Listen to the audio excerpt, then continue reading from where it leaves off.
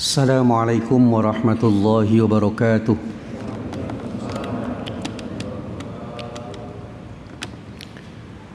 Ila hadratin Nabil Mustafa Muhammadin sallallahu alaihi wasallam, thumma ila arwahi abaihi wa ummahatihi wa ikhwani minal anbiya wal mursalin.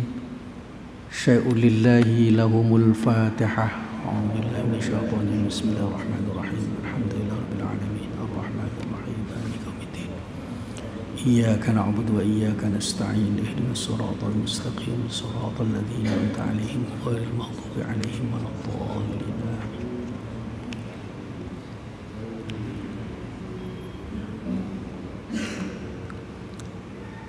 Bismillahirrahmanirrahim. Alhamdulillahirabbil alamin. Wassalatu wassalamu ala asyrafil anbiya wal mursalin sayyidina Muhammadin wa ala alihi wa sahbihi ajma'in. Amma ba'du. Qalu subhanaka la ilma lana illa ma 'allamtana innaka antal alimul hakim. La hawla wa la quwwata illa billahil aliyyil azim. Qala al-musannifu rahimahullahu ta'ala wa nafa'ana bi ulumihi wa iyyakum fid dharain amin. Para bapak dan saudara serta ibu yang saya hormati, mari kita bersyukur kepada Allah. Salawat serta salam semoga senantiasa dilimpah curahkan keharibaan junjungan kita Nabi besar Muhammad sallallahu alaihi wasallam, para keluarga, para sahabat dan para pengikut beliau hingga hari kiamat. Ini pagi kita masih membahas tentang sabar, di mana kita tahu bahwasanya sabar ini merupakan salah satu dari istilah yang populer dibahas, disebut di kalangan kita dalam kehidupan keseharian kita, dan sekaligus sabar ini merupakan salah satu dari simpul ketakwaan yang kita kenal di dalam agama kita, di samping syukur, ikhlas, dan yang lainnya. Dan kita tahu bahwasanya setiap orang, tidak hanya rakyat jelata, tidak hanya pemimpin, tidak hanya orang biasa, tidak hanya orang kebanyakan, para ulama, para aulia, bahkan para nabi dan rasul pun juga Allah uji dengan berbagai macam mata ujian yang tujuannya adalah agar mereka semua berhak untuk mendapatkan sertifikat menjadi orang yang sabar, di mana sudah kita sampaikan pada kajian sebelumnya. Allah menjanjikan innama yuwaffas sabiruna ajrahum bighairi hisab. Hanya saja Allah menyempurnakan ganjaran, balasan, pahala,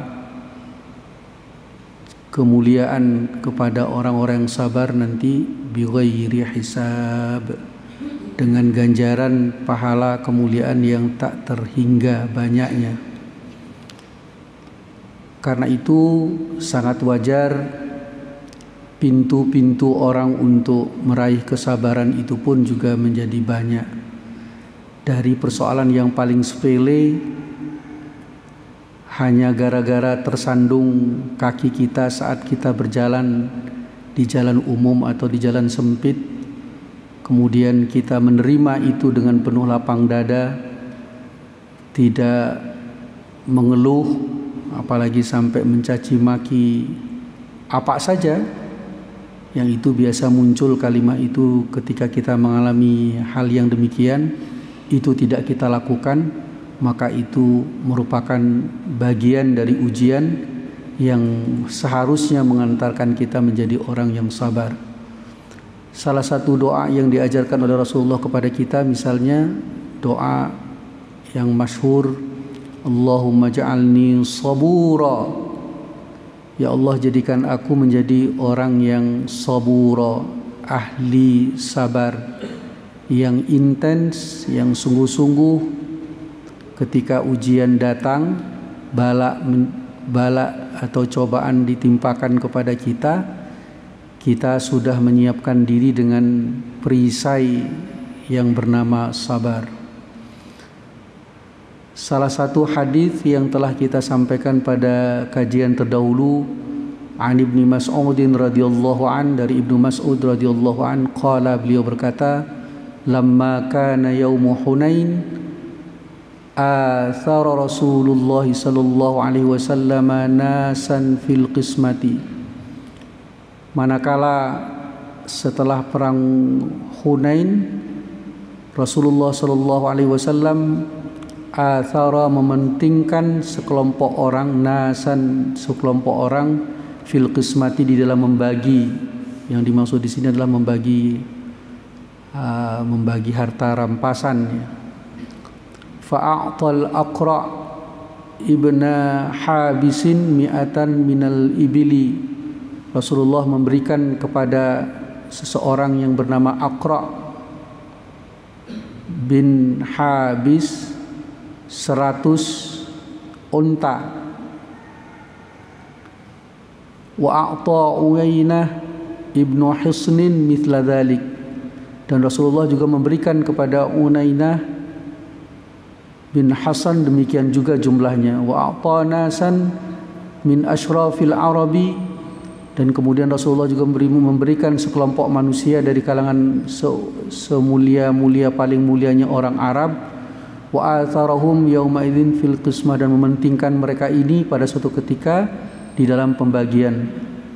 Jadi dilihat, ini dikasih 100 unta, ini dikasih hal yang sama. Ada sekelompok dari kalangan orang mulia dari orang Arab diberi lebih dari yang lain.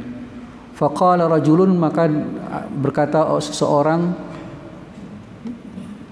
yang tidak disebut namanya di dalam riwayat ini, karena memang tradisi Islam begitu, kalau orang yang berakhlak tidak baik biasanya hanya disebut inisial atau seseorang.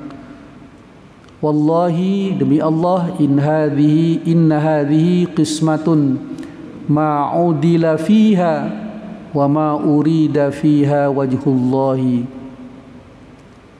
Jadi orang ini kemudian dengan nada sinis mengatakan, demi Allah, pembagian ini tidak adil dan tidak ada yang dikehendaki dari Allah Subhanahu wa taala, tidak menghendaki ridha Allah Subhanahu wa taala.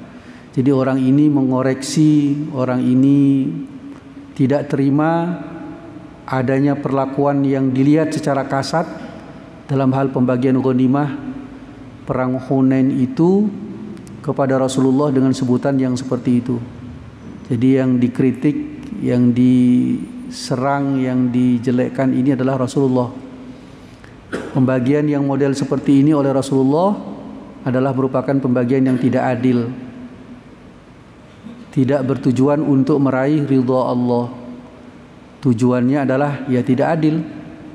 Fakultu, maka aku berkata ketika mendengar orang ini mengucapkan demikian, wallahi, demi Allah, la ukhbiranna Rasulullah sallallahu alaihi wasallam, pasti saya akan ceritakan hal ini kepada Rasulullah sallallahu alaihi wasallam. Jadi orang yang mendengar ocehan orang ini disampaikan oleh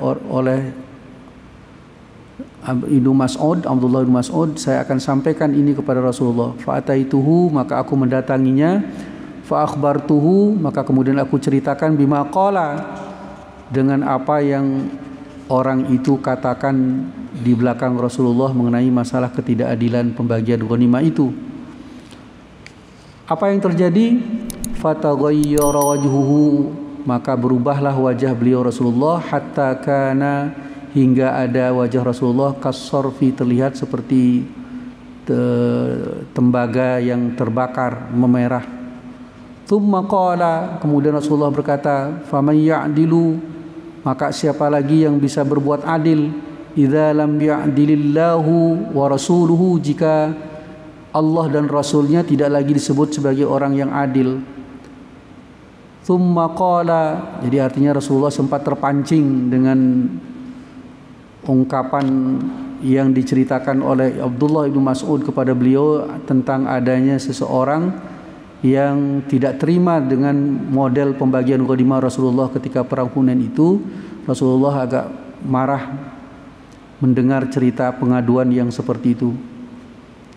Namun demikian dengan segera tsumma qala, kemudian beliau berujar, yarhamullahu Musa qad udhiya bi aktsara min hadza fasabara. Semoga Allah merahmati Nabi Musa, di mana beliau adalah orang yang disakiti lebih banyak daripada ini, tapi beliau memilih sifat sabar. Jadi artinya Rasulullah kemudian segera setelah sempat wajah beliau memerah, menahan marah beliau, segera beliau meredakan diri beliau dengan mengucapkan doa, dengan mengingat Nabi Musa. Beliau mendoakan Nabi Musa dengan mengatakan, semoga Allah merahmati Nabi Musa, yang mana Nabi Musa itu disakiti, dicela, diperlakukan tidak baik oleh umatnya sendiri jauh lebih banyak dari apa yang aku terima, yang aku dapati. Maka Nabi Musa tetap berlaku sabar. Itu cara Rasulullah untuk menghibur diri beliau agar tidak terpancing oleh ungkapan yang demikian itu. Fakultu, maka aku berkata, Abdullah bin Mas'ud mengatakan, la jarama la arfa'u ilaihi ba'daha hadithan. Pasti saya tidak akan mengadukan kepada Rasulullah lagi setelah kejadian ini satu cerita pun. Jadi karena sahabat Abdullah bin Mas'ud ini sangat dekat dengan Rasulullah, beliau tidak ingin mengganggu ketenangan jiwa, perasaan Rasulullah akibat dari pengaduan beliau seperti yang terjadi pada saat di mana hadis ini beliau sampaikan, beliau ceritakan, di mana Abdullah bin Mas'ud menceritakan ini kepada Rasulullah, dan itu berujung Rasulullah nada tidak terima, walaupun kemudian segera beliau menerima keadaan ini dengan menghibur diri beliau, tidak terpancing sampai kemudian menjadi marah. Para bapak dan ibu rahimahullah ta'ala, ini adalah merupakan satu cara kita untuk mendidik kesabaran kita. Hal-hal yang dapat memancing kemarahan kita hendaknya kita hindari dengan berbagai hal, termasuk diantaranya dengan cara menyebut contoh orang-orang yang sabar, yang kalau kita sebut nama orangnya menyebabkan kita menjadi reda alias tidak jadi marah. Siapapun orang itu, apakah orang-orang yang terdekat di sekitar kita, ataukah orang-orang yang telah populer dengan tingkat kesabarannya, katakanlah seperti Nabi Ayub, atau yang lainnya, yang pada intinya hal yang kita ingat contoh kesabarannya itu menyebabkan kita menjadi reda dari hendak marah akibat dari statement seseorang ataukah akibat dari perlakuan orang. Sebagian kita biasanya dengan cara mengelus dada, dan itu merupakan sesuatu yang tidak dilarang di dalam agama kita, dalam arti bahwa kita menerima itu menjadi bagian dari ujian yang harus kita hadapi dalam kehidupan ini, baik itu perkara ringan maupun itu perkara berat. Hadis yang berikutnya, wa an Anasin radhiyallahu anhu qala, dan dari Anas radhiyallahu anhu qala, semoga Allah meridhai beliau berkata, qala Rasulullah sallallahu alaihi wasallam, telah bersabda oleh Rasulullah sallallahu alaihi wasallam, idza aradallahu bi 'abdihil khaira ajjala lahul 'uqubata fid dunya. Apabila Allah menghendaki terhadap hambanya akan kebaikan, maka Allah segerakan baginya balasan keburukan yang dilakukannya di dunia.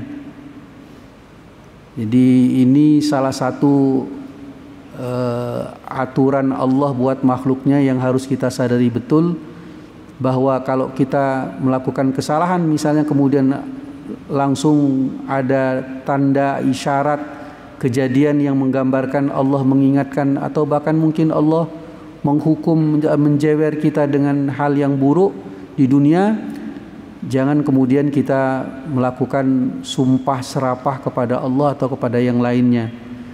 Jadi ketahuilah bahwasanya itu bisa jadi adalah salah satu cara Allah untuk menuntun menyelamatkan kita, memberikan kebaikan kepada kita, di mana kesalahan yang kita lakukan, bahkan kesalahan yang sederhana barangkali yang orang lain kalau melakukan hal yang seperti itu tidak ditegur, tidak dihukum, tidak dijewer oleh Allah, maka hendaklah kita ini menyadari bisa jadi itu adalah cara Allah untuk memberikan kebaikan kepada kita.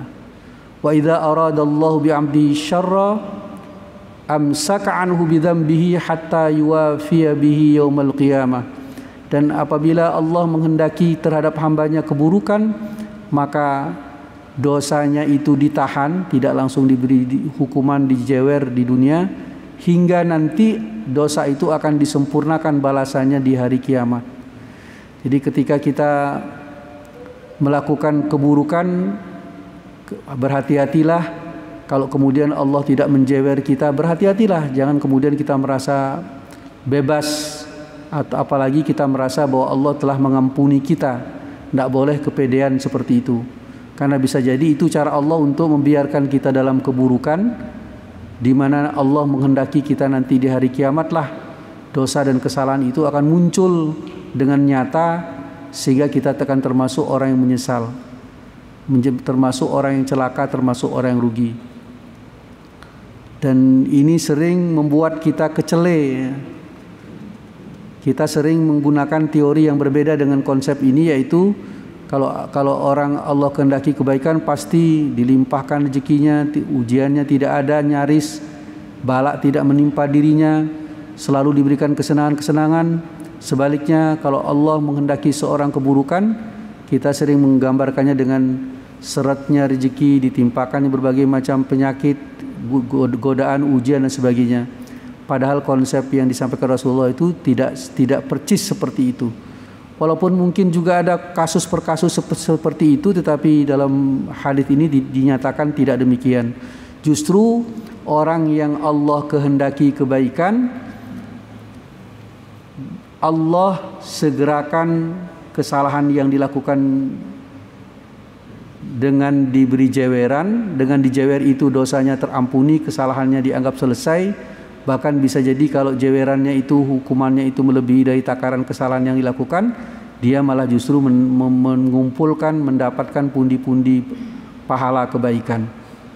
Jadi selalulah kita berbaik sangka kepada Allah, jangan kemudian menyimpulkan masalah baik terhadap diri kita sendiri maupun apalagi terhadap orang lain.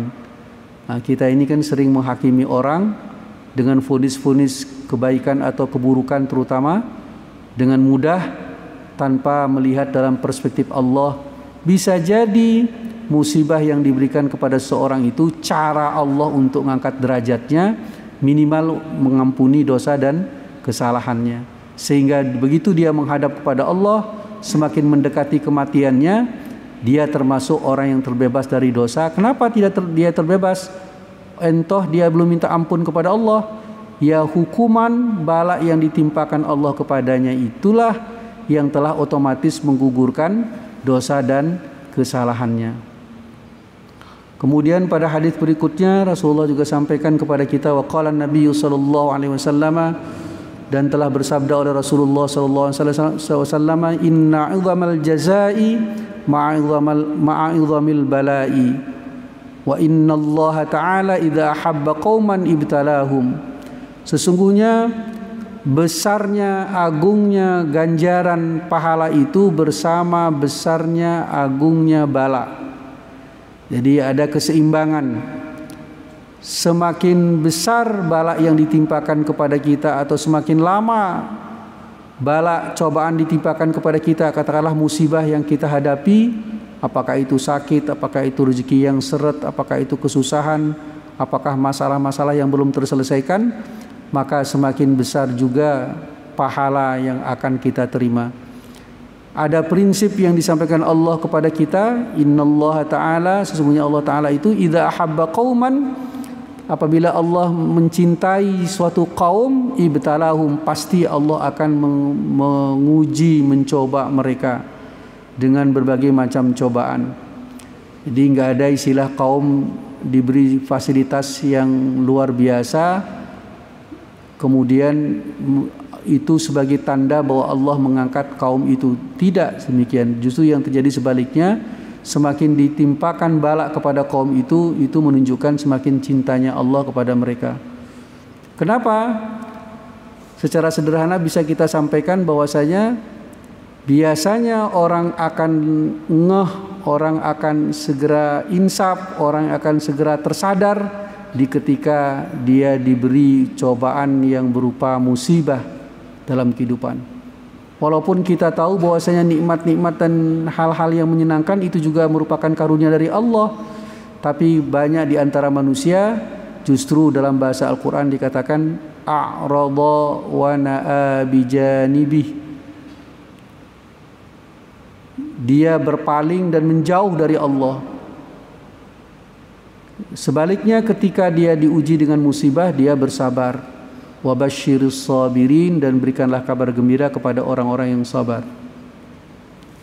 Faman radiya falahur ridha, maka siapa orang yang ketika diuji dicoba dengan sesuatu dia ridha, maka dia akan mendapatkan keridhaan dari Allah. Waman sakhita falahu sukhtu, barang siapa yang murka, benci atas cobaan yang diberikan kepadanya, maka baginya enggak kemana-mana kebencian itu, kembali kepada dirinya, dia akan mendapatkan kemurkaan dari Allah. Rawahu Tirmidzi, meriwayatkan ini hadis oleh Imam Tirmidzi, wa qala haditsun hasanun, ini adalah hadis hasan. Jadi sikap yang paling menguntungkan bagi kita adalah ketika kita diuji dan itu perkara yang pasti. Ada beberapa ayat Quran yang menerangkan tentang demikian. Hadis ini hanyalah menggambarkan, menjelaskan tambahan-tambahan untuk supaya kita termotivasi untuk memilih sikap yang tepat ketika ujian cobaan menimpa kita, bahkan yang disebut dengan bala atau musibah menimpa kita, maka pilihan kita adalah yang terbaik, ridha terhadap ketentuan Allah, karena kita sudah paham betul pondasi keimanan kita. Di antara yang 6 itu salah satunya adalah iman kepada qada dan qadar, khairihi wa syarrih, baik ketentuan itu baik menyenangkan sesuai harapan, maupun ketentuan qada qadar Allah itu sesuatu yang buruk tidak sesuai dengan harapan, bahkan membuat kesengsaraan bagi kita, kesusahan bagi kita, penderitaan bagi kita. Pegang rumus tadi itu, kalau sesungguhnya besarnya balasan ganjaran dari Allah seimbang dengan besarnya bala.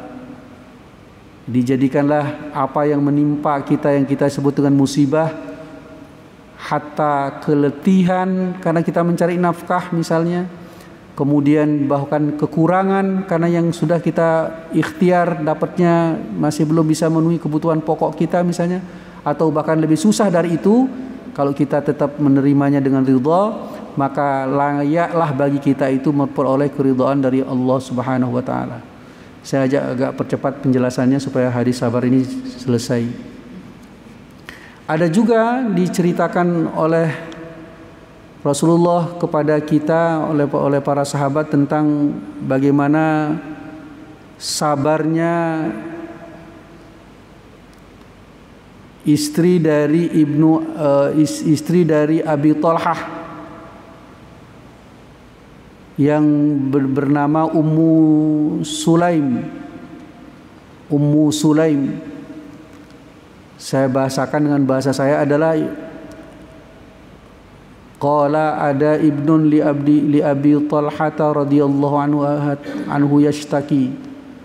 Jadi dari Anas diceritakan, anak dari Abi Thalhah itu mengadu, fa kharaja Abu Thalhah faqubida sabiyya. Jadi cerita Abu Thalhah ini ada dua versi. Pertama menerangkan di mana istrinya Abu Thalhah berpesan, Abu Thalhah punya anak, Abu Thalhah keluar dari rumah meninggalkan anak dan istrinya, kemudian anaknya ini diwafatkan. Ketika Abu Thalhah pulang dari bepergian, bertanya dia kepada istrinya, ma fa'ala ibni, apa yang telah dilakukan anakku. Jadi biasa nanyain kabar, gimana dengan anakku. Qalat Ummu Sulaim, istrinya mengatakan, wahya Ummu Sabi, itu ibunya si anak, wa huwa askanu ma kana, dia tenang dengan keadaannya. Ini bahasa yang dipilih, bahasa yang bersayap maknanya ini. Dia, anak kita tenang dengan keadaannya ketika ditanya oleh suaminya tentang bagaimana keadaan putranya yang ditinggal memang dalam keadaan waktu berangkat kurang sehat padahal sudah meninggal. Faqarrabat lahul asya'a, maka kemudian Ummu Sulaim ini menyiapkan bagi suaminya yang bernama Abu Talha itu makanan, fata'asya, maka kemudian makan malam.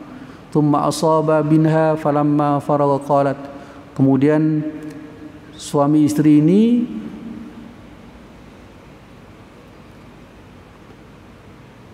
ia melewati malam sebagaimana layaknya suami istri. Setelah selesai dan tuntas, paginya qalat, si perempuan yang bernama Ummu Sulaim, istri dari Abu Talha ini mengatakan, warus sabiya, silakan suamiku kubur anak kita. Jadi baru setelah, jadi tidak ujuk-ujuk suaminya datang, yang bernama Abu Talha ini datang diceritakan tentang musibah yang menimpa dirinya, tenang, sabar, bahkan suaminya dilayani makan malam sampai tuntas, kemudian sampai tidur malam. Setelah puas dan selesai hubungan suami istri antara Abu Talha dan istrinya ini, barulah istrinya mengatakan, silakan suamiku kubur anak kita. Falamma asbaha Abu Talha atau Rasulullah sallallahu alaihi wasallam. Setelah selesai melayani suaminya, kira-kira bersederhana seperti itu sampai tuntas, baru kemudian Ummu Sulaim ini nyuruh suaminya untuk mengubur putranya yang sudah wafat. Ya, tentu beliau melakukan itu. Ketika di waktu pagi, Abu Talha kemudian mendatangi Rasulullah SAW, fa'akhbarahu, kemudian menceritakan hal yang demikian. Ya, Abu Talha jengkel juga dengan istrinya ini, tapi tidak mau mengkanter di hadapan istrinya, tapi mengadukan kepada Rasulullah SAW. Faqala, maka Rasulullah berkata, a'rastumul lailata, apakah kalian berdua sampai melakukan hubungan seperti pengantin di waktu malam itu? Qala na'am, iya ya Rasulullah. Qala, kemudian Rasulullah mendoakan, Allahumma barik lahuma, ya Allah berkahi keduanya. Fawaladat gulaman, maka singkat cerita lahirlah dalam beberapa bulan berikutnya seorang anak. Faqala li Abu Talha, maka kemudian berkata kepadaku Abu Talha, ihmilhu hatta ta'tiya bihi nabiyya sallallahu alaihi wasallam, bawakan akan dia hingga datang kepadaku Nabi sallallahu alaihi wasallam. Wa ba'atha ma'hu bitamaratin, dan kemudian mengutus dengan membawa kurma, yang beberapa kurma. Faqala ama'ahu syai'un, maka kemudian Rasulullah mengatakan, apakah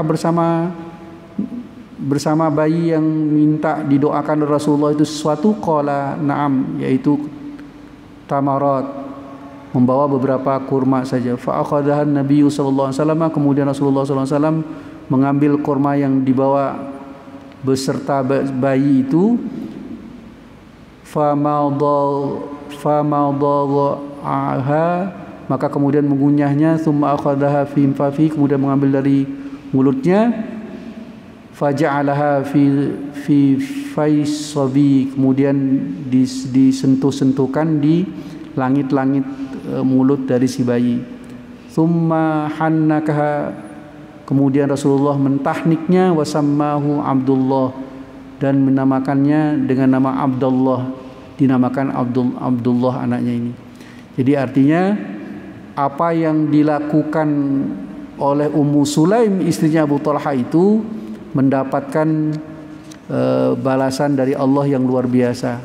Sikap sabar dari Ummu Sulaim, istrinya Abu Talha itu berbuah manis. Putranya yang satu meninggal, kemudian diganti dalam beberapa waktu berikutnya.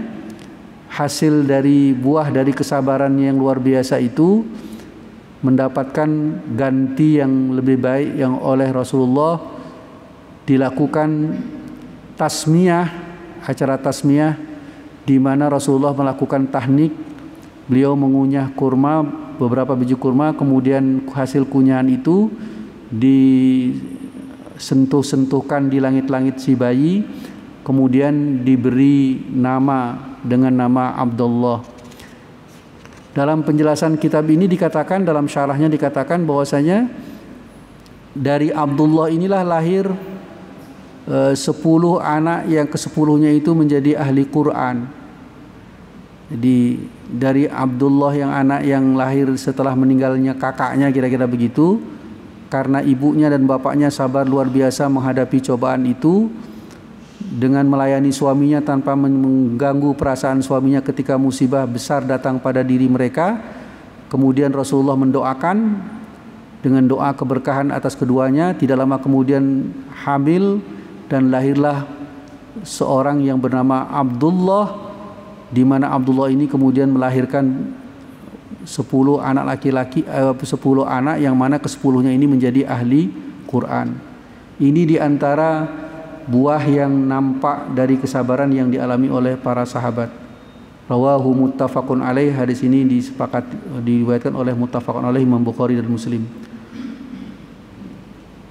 Maaf, bukan 10 ya, 9. Qala Ibnu Uyainah qala rajulun wa minal ansari, berkata oleh Ibnu Uyainah, maka berkata seseorang dari kalangan Ansar, fara'aitu tis'ata auladin kullahum qad qara'ul Qur'ana, yakni min auladi Abdillahil Maulud.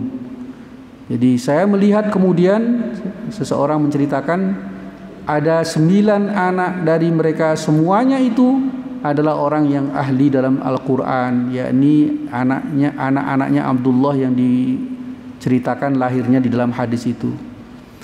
Nah, versi lain menjelaskan bahwasanya anak Abi Talha itu meninggal dari istrinya bernama Ummu Sulaim. Kemudian kalau tadi Ummu Sulaim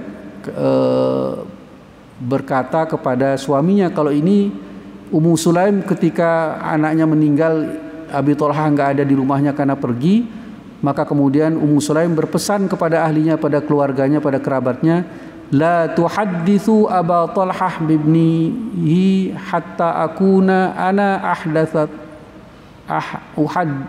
uhaddithuhu. Apa kata Ibnu Sulaim kepada keluarganya yang lain yang ada di dekat tempat tinggal beliau, mengatakan, tolong jangan ceritakan kepada Abi Talha tentang masalah anakku yang meninggal, biar saya sendiri yang akan menceritakan kepada Abu Talha, karena khawatir nanti ketika Abu Talha datang langsung diceritakan oleh keluarganya, langsung terjadi kegaduhan dan ketidaknyamanan bagi si Abu Talha. Inginnya Ummu Sulaim ini dibicarakan secara baik-baik biar tenang dulu suaminya, karena itu yang paling bisa adalah beliau sendiri, karena beliau mengatakan jangan ceritakan apapun tentang anakku yang meninggal kepada Abu Talha hingga nanti aku sendiri yang akan menceritakan kepadanya.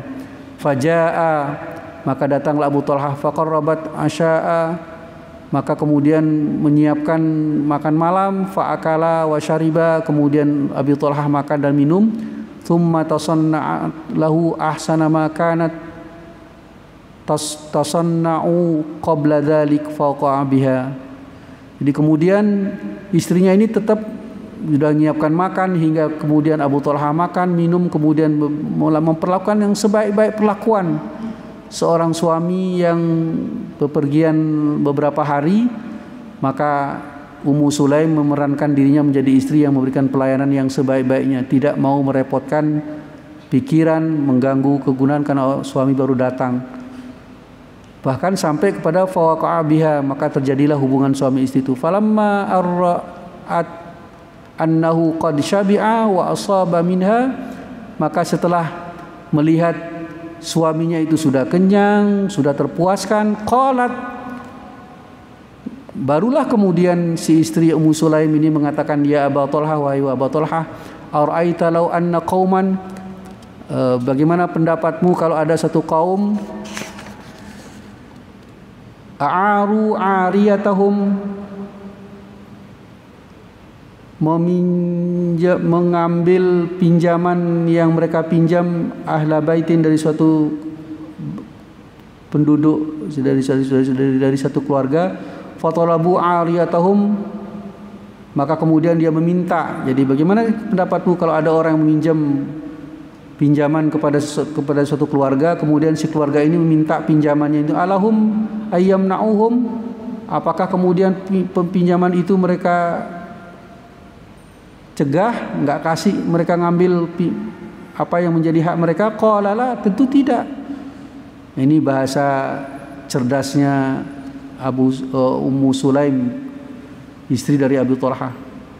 Kalau ada orang yang meminjamkan sesuatu kepada kita, lantas yang meminjamkan itu ngambilnya, apakah kita akan menghalanginya? Tidak, tentu. Faqalat, maka beliau mengatakan, fahtasibi maka engkau akan mendapatkan balasan pahala atas imanmu.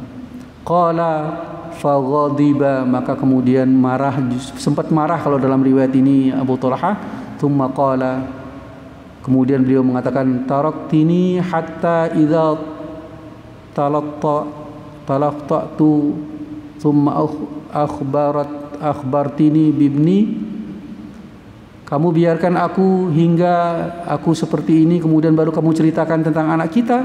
Fantalaqa hatta ata Rasulullah sallallahu alaihi wasallam, kemudian Abu Talha pergi, kemudian mendatangi Rasulullah SAW dan menceritakan, fa akhbarahu bima kana, maka Abu Talha menceritakan apa yang terjadi.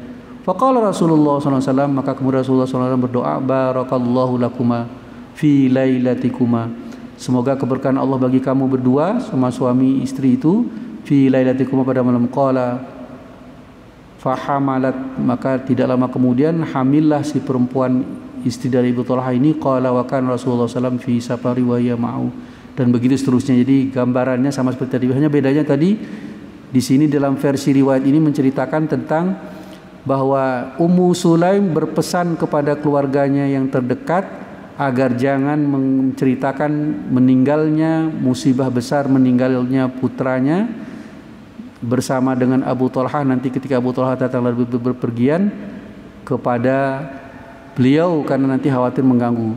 Biarlah saya yang akan menceritakannya. Inilah barangkali para bapak dan ibu hal yang ingin saya sampaikan pada kesempatan ini pagi. Mudah-mudahan ini menjadi inspirasi bagi kita tentang betapa yang namanya sabar itu bisa hadir di mana saja, dalam keadaan apa saja. Yang paling penting buat kita adalah bagaimana kita mengelola apa yang menimpa kita, yang kita sering sebut dengan bala, cobaan, ujian, musibah, atau apa saja menyebutnya. Kita bisa mengolahnya untuk menjadi pintu bagi kita meraih yang namanya derajat kesabaran. Dan bab ini cukup banyak hadis yang dihadirkan oleh pengarang kitab ini dalam rangka untuk menjelaskan kepada kita ada banyak variasi dari kesabaran-kesabaran yang dibutuhkan oleh kita. Kita harus sabar terhadap musibah, kita harus sabar terhadap meninggalkan kemaksiatan, kita harus sabar di dalam menaati, menjalankan ketaatan, bahkan kita juga harus sabar di dalam menghadapi ketentuan Allah, terutama tentu yang biasanya kita tidak sabar adalah ketentuan yang buruk. Kalau ketentuan baik biasanya kita meresponnya dengan syukur. Nanti kita akan ketemu bab syukur. Inilah barangkali yang ingin saya sampaikan, mudah-mudahan ada faedahnya. Wallahul muwaffiq ila aqwamit thoriq. Assalamualaikum warahmatullahi wabarakatuh. Allahumma rzuqna fahman nabiyyin wa hifdzal mursalin wa ilhamal malaikatil muqarrabin. Rabbana anfa'na bima 'allamtana wa rabbi 'allimna alladhi yanfa'una wa rabbi faqina wa faqih lana wa qarabati lana fi dinina ma'al kulli unsa wa dzakar. Wa sallallahu ala sayyidina Muhammad walhamdulillahirabbil alamin. Allahumma salli ala Muhammad ya Rabbi salli alaihi wa sallim. Allahumma salli ala Muhammad ya Rabbi salli alaihi wa sallim. Allahumma salli ala Muhammad ya Rabbi salli alaihi wa sallim.